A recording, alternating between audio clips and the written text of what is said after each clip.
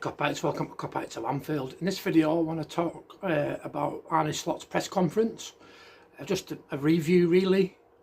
So what I'll do is I'll read you a few stats around the game first, then I'll basically, I've got some bullet points on my notes about Slot's reactions to some questions, and then I'll give you my team prediction and my scoreline.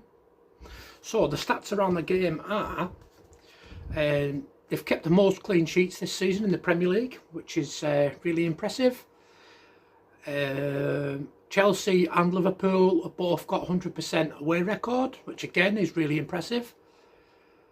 Salah has scored 4 goals against Chelsea in 13 games. That's a goal every 257 minutes.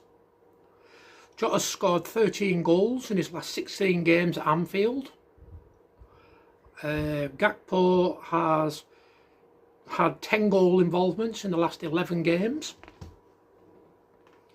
6 games unbeaten against Chelsea in the league. What else have I got? Conceded the fewest goals. So that's the stats for the game. I know stats don't mean anything, games aren't won on stats, are they? But just thought I'd bring you them. So he was asked about the contract situation, because if you remember in the last press conference that he did, he said, you ask me every 3 days, ask me in 2 weeks, I might have a different answer for you. He basically said there is no update, which is, we knew he would say that anyway. Regarding injuries, he said there's Alisson's out till probably late November, early December. Harvey Elliott's back in training, like fitness now type thing, rehab. Back running and stuff, which is good news. What else have we got? Then he was asked about, he said there's a few issues during international break, sorry. They said there's been a few issues. They'll all train today. We'll take it from there to see what happens for Sunday. What else have I got? Said that defence has to be stable. He thinks that Chelsea will only get better if they keep the squad together that they've got. He doesn't begrudge him basically spending money. You know, he said if they've got it, you know, as long as they stay within the rules, he's got no problem with it type thing. Conor Bradley, which I thought was brilliant. He was asked about Conor Bradley, captain, I can't even talk tonight, captaining Northern Ireland. He said that he has a bright future, and eventually, you know, in the future he will be pushing Trent, or pushing for the right back spot really hard, which I thought was really clever with all the transfer stuff that's going on at the minute.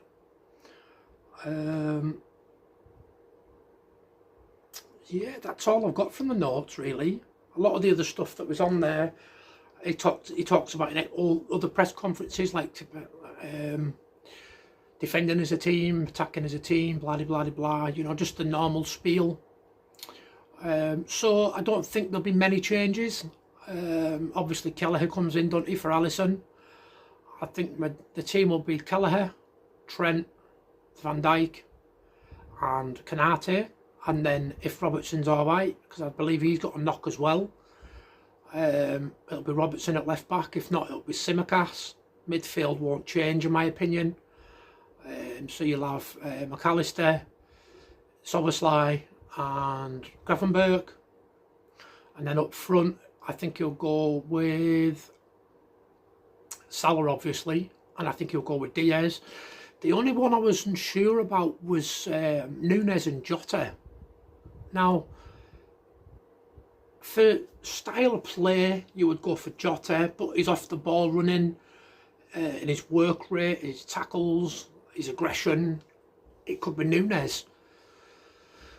But if you ask me to pick one, I'm going to have to go with Nunes. I'm sorry guys, but I'm going to have to go with Nunes. I was tempted to put Gakpo on the left wing as well, but the way Diaz is playing at the minute, international wise, and for the club, you can't really leave Diaz out. So yeah, my front three is going to be Salah, Nunez and Diaz. My score prediction is going to be 3-1 to Liverpool. So yeah, that's it for this video. I don't know if I'll do any more today, to be honest. There is other things I want to talk to you about, but I'll probably do them tomorrow afternoon, maybe, with there not being no football, and I'll have a bit of time tomorrow afternoon. Back to work tomorrow. My throat's feeling a lot better. Still got problems on the left hand side here where they had the camera right down here, because what they did was they had to put the camera in. They had to numb all this side of my mouth, because obviously my tooth was here. Numb all this side, and then they had to put the camera in, and it had to go down to round about my tonsils area, you know, that far back, and I haven't really got proper feeling back on this side of my neck, throat. But yeah, apart from that, I'm pretty good actually, to be honest. What was wrong with my tooth was it had a 90-degree nerve, so it was coming back on itself. So basically what he said was, if he would, after numbing my mouth and throat, he said he had two options. One was either he would have a go for me, or I'd have to go and get a minor operation with the orthodontist. So I said to him, well, you'd numb my throat now type thing, you may as well have a go. So thankfully he got it done. He's a decent doctor actually, he told me a mad little story actually.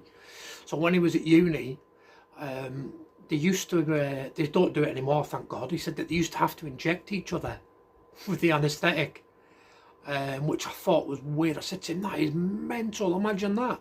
Going into uni, or you're getting, practicing injecting on each other today, so you get it done and your mouth goes numb the next day. Oh yeah, you're practicing injecting again, but on the other side. I just found it funny. But yeah, that's it for this video. Don't forget to subscribe and like, leave me a comment, and I'll catch you on the next one. Take it easy.